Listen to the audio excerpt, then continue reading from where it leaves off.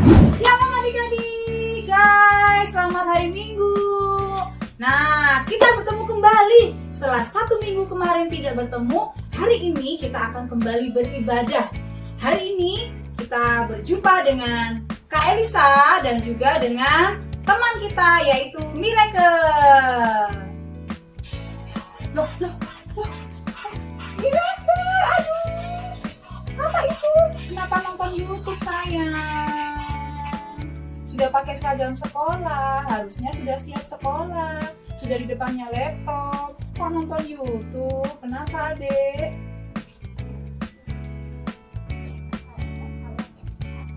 Hah? Kata Miracle kalau sekolah bosan. Ya sudah, kalau gitu nggak sekolah. Hari ini kita sekolah minggu saja. Miracle sekolah minggu juga bosan, teman-teman. Aduh, wah, Miracle, jangan membuka diri kepada iblis loh. Wah, itu nanti membuat iblisnya bahagia. Kalau Miracle nggak mau sekolah minggu. Miracle itu anak iblis atau anak Tuhan Yesus? Pinter. Miracle anak Tuhan Yesus, adik-adik. Adik-adik juga pasti iya kan? Oke, karena anak Tuhan Yesus berarti adik-adik semuanya duduk yang manis. Kita mau siap beribadah hari ini. Yuk, kita mau berdoa karena kita mau bersiap ibadah. Miracle lipat tangannya. Ikutin berdoa ya. Yuk.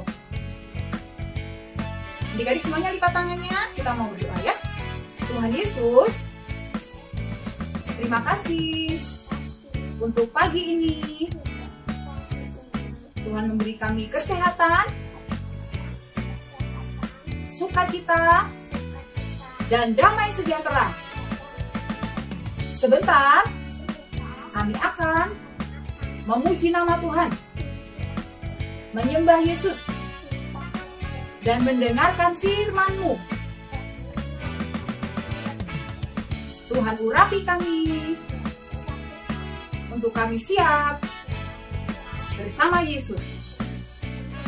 Terima kasih Tuhan. Haleluya, haleluya, haleluya, amin. Selamat beribadah.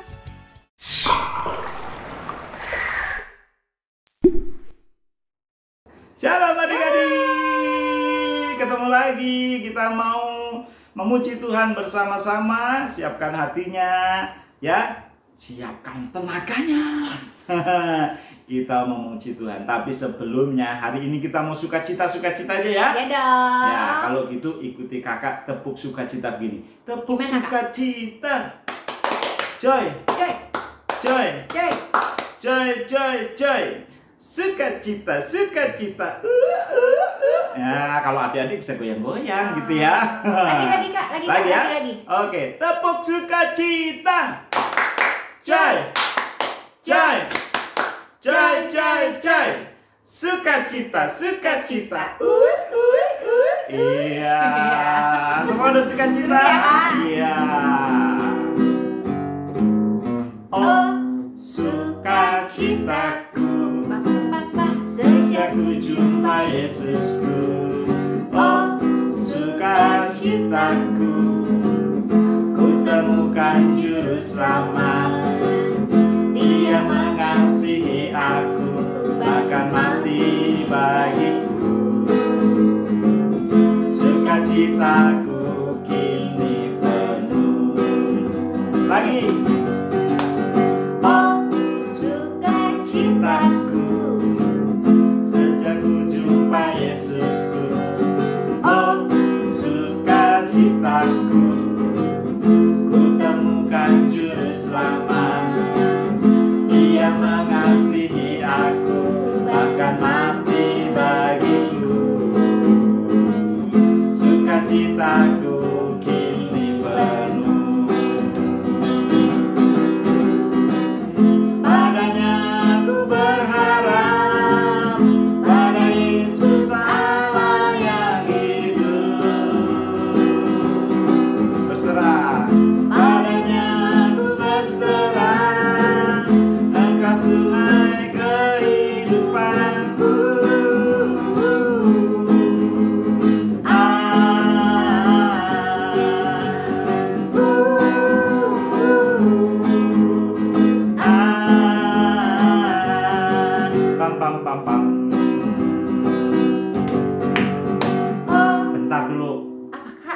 Nanti pas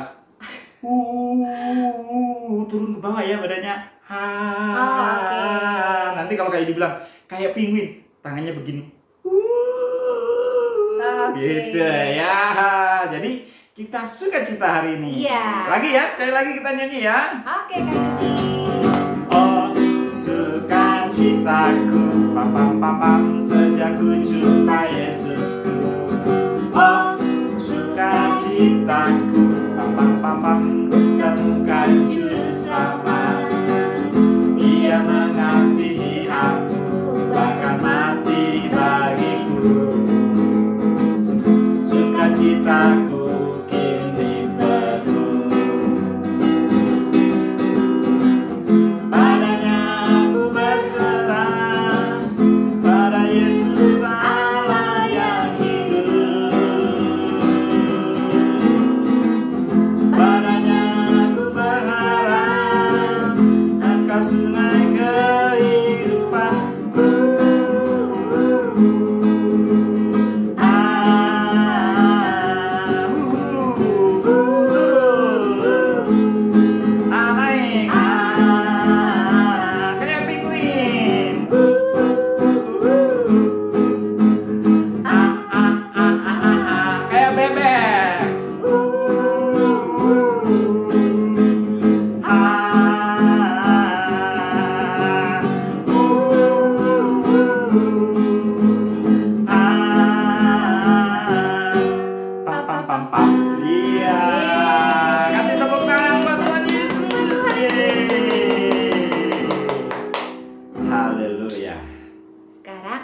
Kita mendengar firman Tuhan.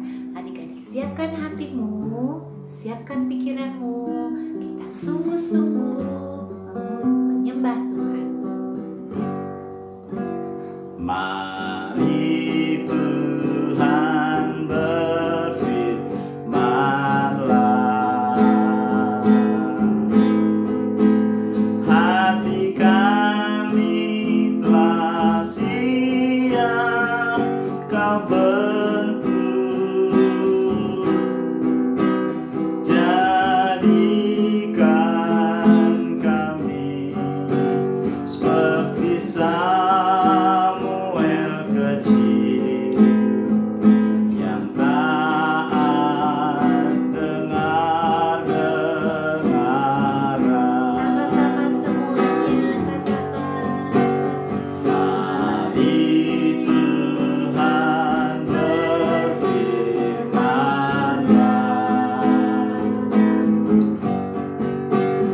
hati kami telah siap Kau bentuk, jadikan saya seperti Samuel kecil yang taat dengar-dengaran. Sebut namamu ya. Jadikan siapa kamu ya? Jadikan Yudi seperti Samuel kecil yang taat dengar-dengaran. Sekali lagi ya, jadikan siapa kamu ya? Jadikan Yudi seperti Samuel kecil yang taat dengar-dengaran. Yuk kita berdoa. Tuhan Yesus, terima kasih untuk hari ini. Kami sudah memuji, menyembah Tuhan. Sekarang kami mau mendengar firman-Mu. Jadikan kami seperti Samuel Tuhan yang dengar-dengaran pada firman Tuhan. Kami siap dengar firman-Mu dalam nama Tuhan Yesus. Amin. Amin. Selamat mendengarkan firman Tuhan.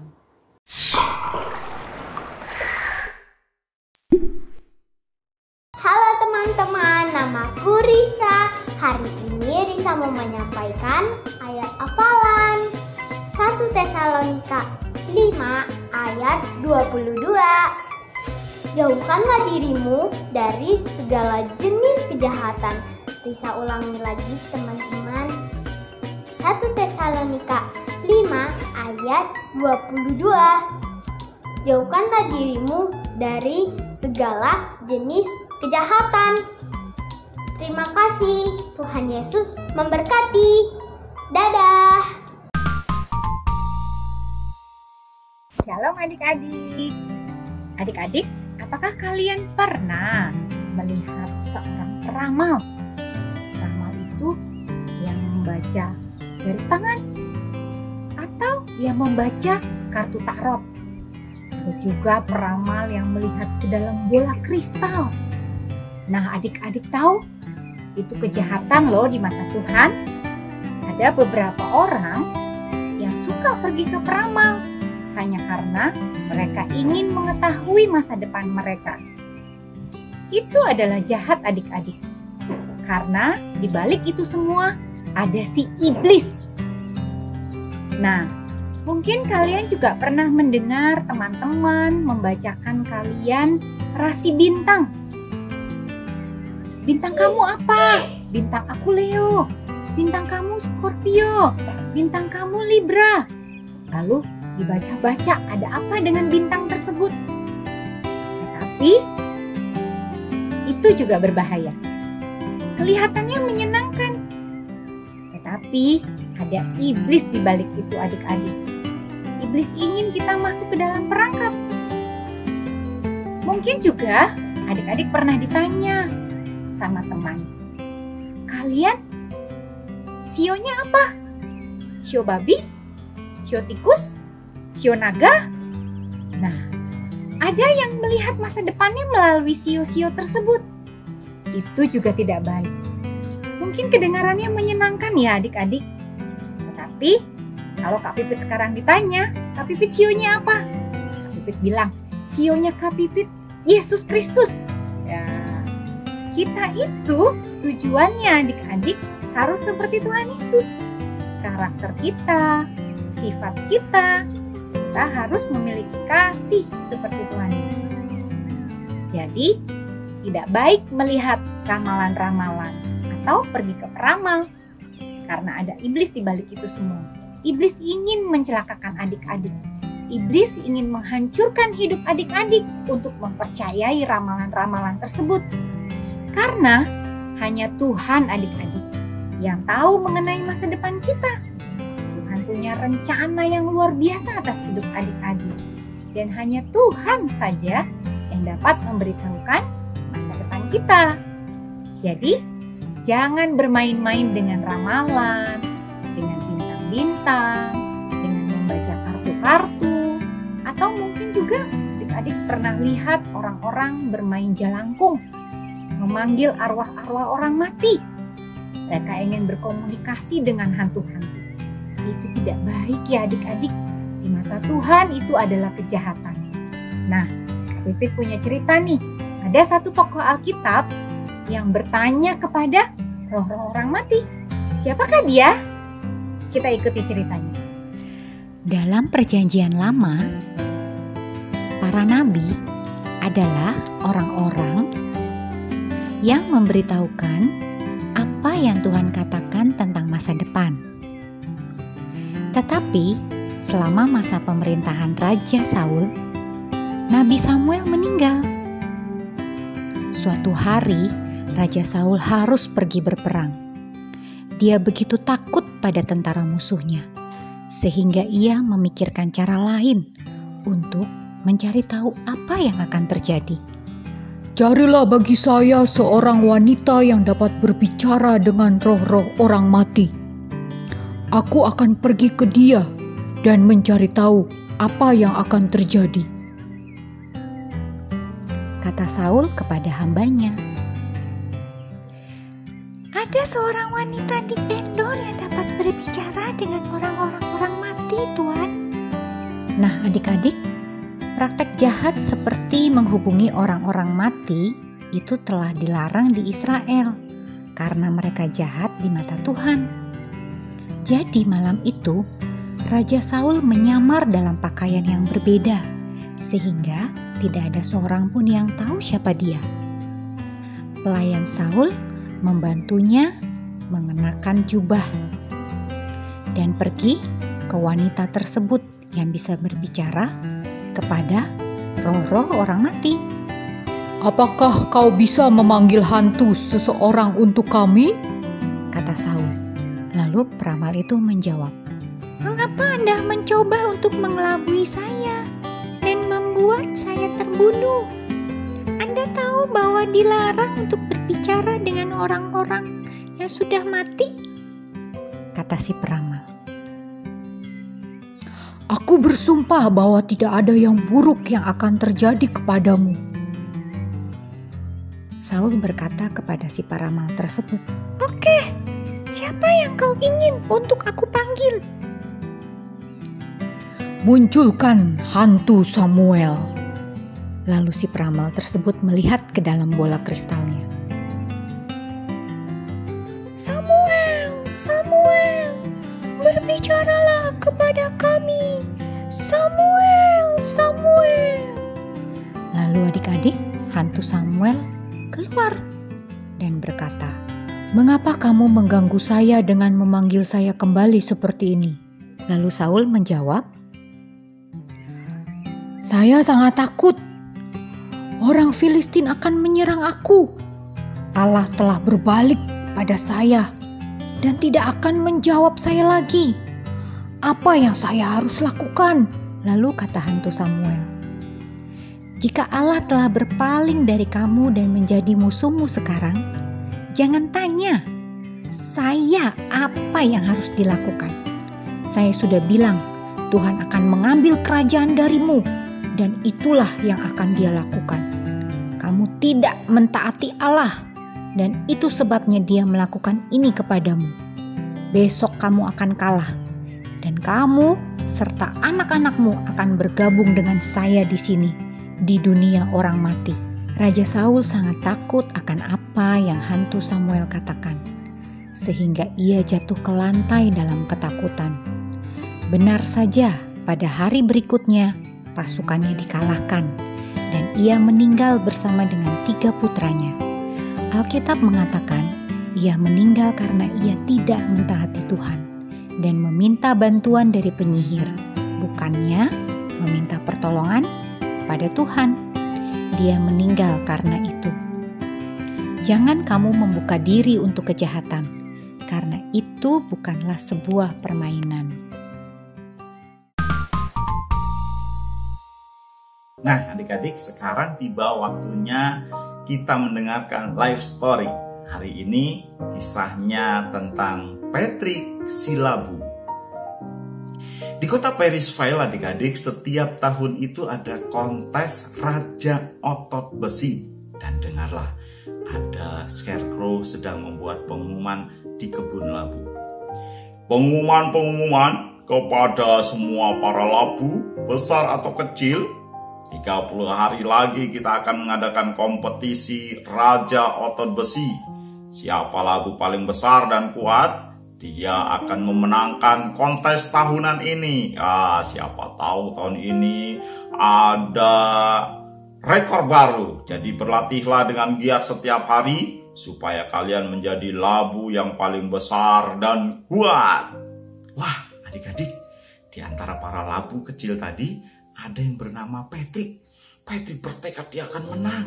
Dia mau berlatih, dia mau sungguh-sungguh. Dia pasti akan memenangkan kontes tahun ini. Ketika labu-labu itu sedang berlatih, adik-adik, tiba-tiba ada burung gagak sedang terbang di atas mereka. Dia berkata begini, namanya Gary Gagak. Gary Gagak berkata begini, "Apa yang sedang dilakukan oleh para labu-labu kecil ini?"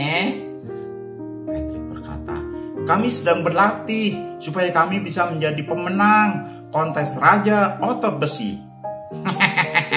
Kalian pikir dalam 30 hari kalian akan tumbuh dengan besar dan kuat tanpa bantuan sesuatu.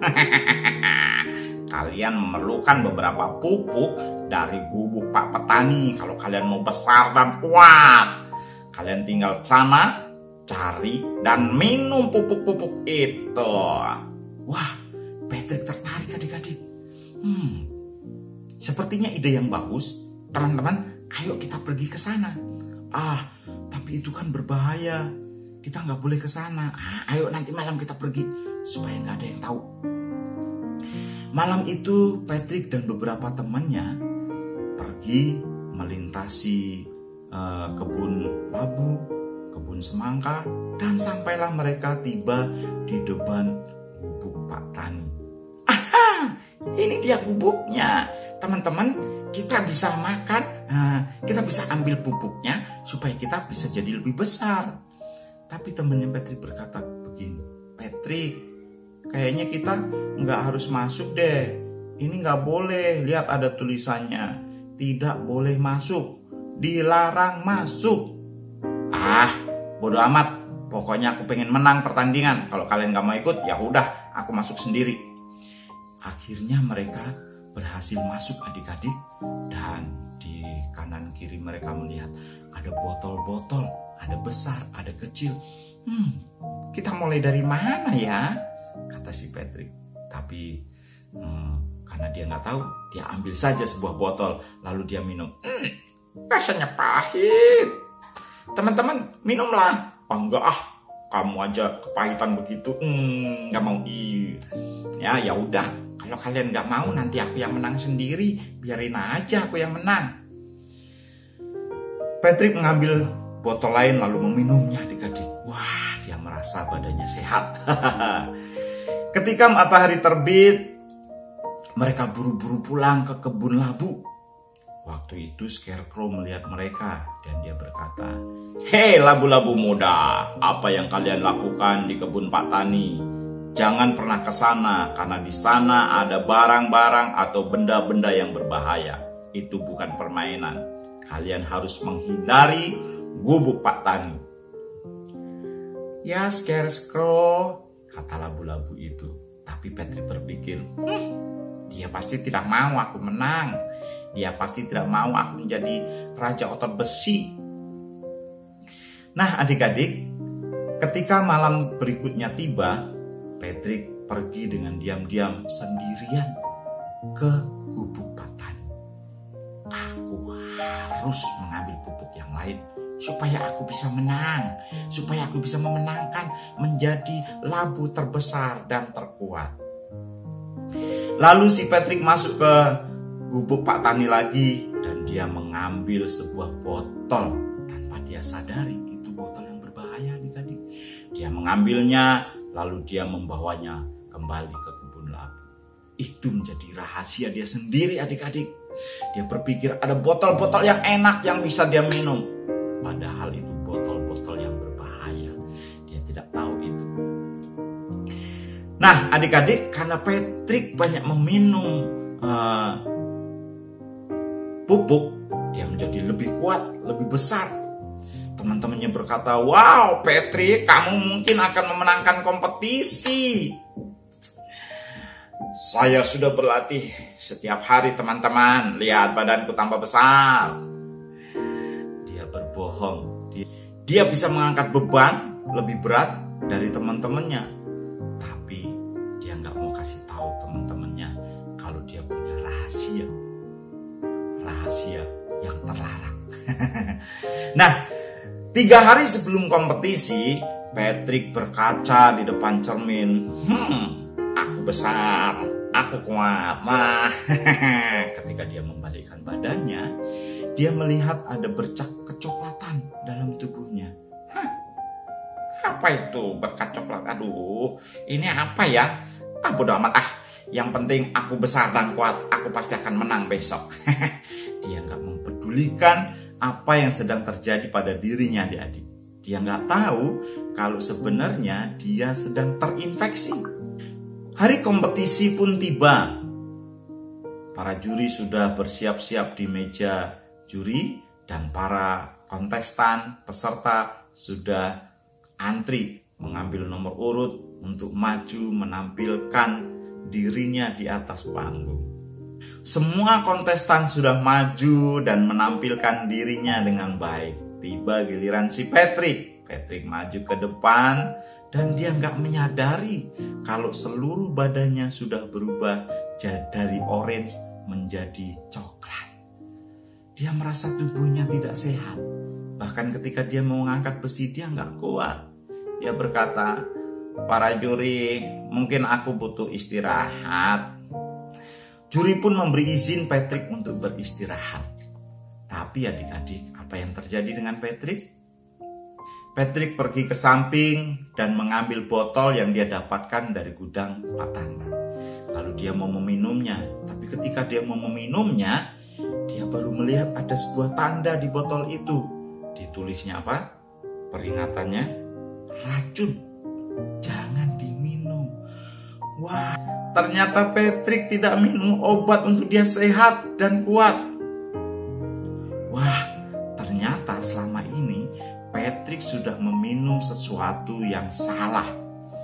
Ya, dia ternyata meminum pestisida untuk membunuh gulma atau rumput-rumput yang merusak tanaman. Wah, adik-adik, serem sekali. Patrick berpikir itu hanya sebuah permainan, iseng-iseng saja supaya dia kuat. Tapi ternyata itu membuat dia gagal. Dia gagal memenangkan kompetisi, bahkan itu membunuhnya. Nah adik-adik, mungkin kamu sekarang sedang menyadari bahwa kamu pernah membuka sedikit seperti Patrick. Ini cuma permainan supaya aku hebat. Tapi nggak tahu kalau kamu sedang membuka celah untuk sebuah kejahatan dalam hidupmu. Nah, mungkin itu hal-hal yang kecil yang kamu pikir nggak berbahaya. Tapi ketika kejahatan masuk dalam dirimu, karena kamu membukakan pintu untuk dia, maka kejahatan itu akan merusak seluruh hidupmu. Kalau kamu menyadari kamu sudah membuat sebuah celah, sebuah kejahatan, mungkin itu berbohong, mencuri, atau hal-hal lain yang buruk, atau yang sudah besar mulai menyukai hal-hal yang jorok, porno, dari HP-HP atau dari video-video yang kalian tonton.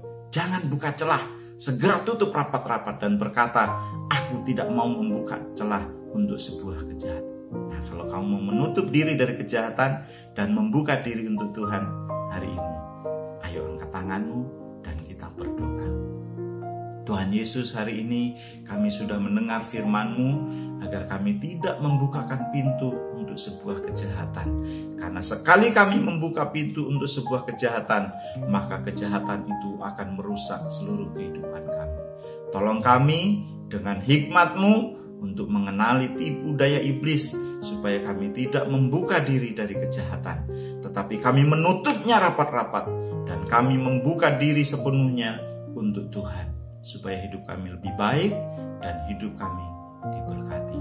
Tolong kami ya Tuhan, sejak kami kecil kami bisa melakukan ini, melakukan firman Tuhan dalam hidup kami. Dalam nama Tuhan Yesus kami berdoa dan bersyukur. Amin.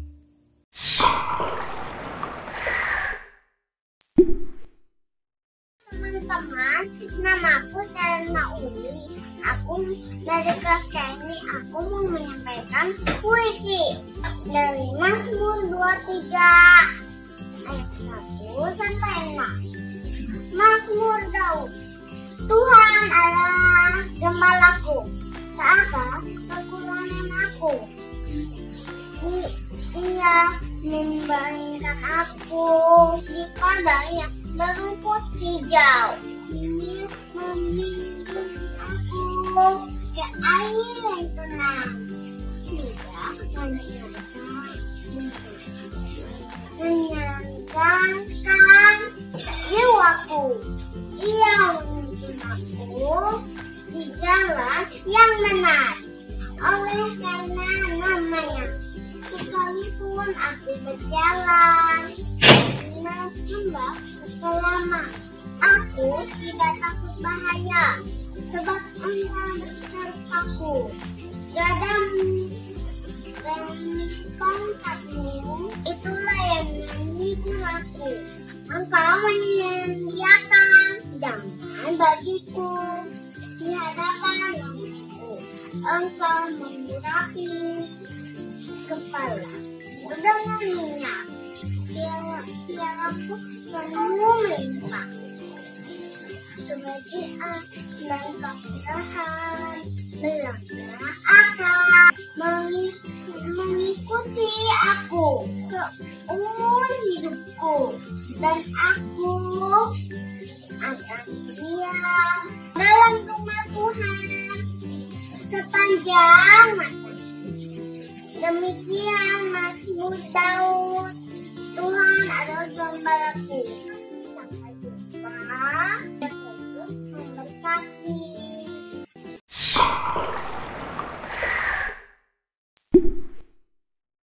Wow, firman Tuhannya luar biasa ya adik-adik hari ini.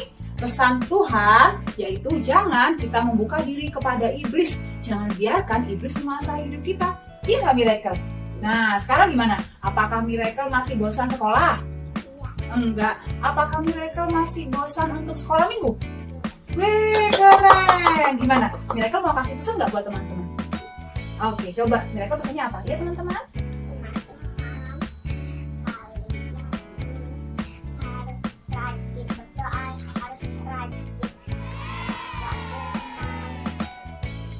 Biar bukan iblis yang menguasai. Tadi siapa? Tuhan Yesus. Amin. Berarti yang ada dalam hatinya Miracle siapa sekarang? Tuhan Yesus. Yang ada dalam hatinya adik-adik juga Tuhan Yesus. Oke. Terima kasih buat pesannya Miracle buat teman-teman. Kita mau berdoa, kita mau tutup ibadah kita semuanya. Sikap berdoa ya. Tuhan Yesus, kami bersyukur atas kasih Tuhan. Terima kasih untuk firman-Mu hari ini yang menguatkan kami. Untuk kami bisa melawan iblis.